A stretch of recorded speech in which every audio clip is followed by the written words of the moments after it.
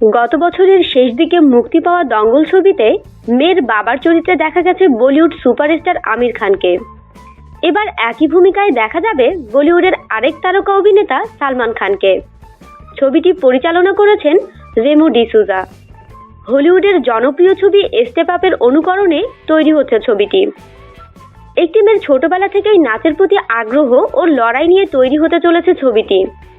তবে ছবিটির জন্য খুব শ্রম দিতে হচ্ছে বলিউড সুপারস্টারকে।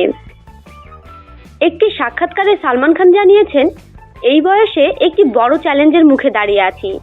এই ছবির জন্য আমাকে প্রায় 18 কেজি ওজন কমাতে হবে। ব্যায়ামের পরিশ্রম যেমন আছে, তেমনি আছে খাওয়া দাওয়ার নিয়ন্ত্রণ। খাবার টেবিলে আগের মতোই রাজকীয় খাবারের আয়োজন থাকছে, কিন্তু ততটুকুই খাচ্ছেন সালমান যতটা খাবার তার সারাদিনের ক্যালোরি মাপ বজায় রাখা দরকার। তিনি আরও বলেন, খুব কষ্ট হচ্ছে, কিন্তু কিছু করার নেই।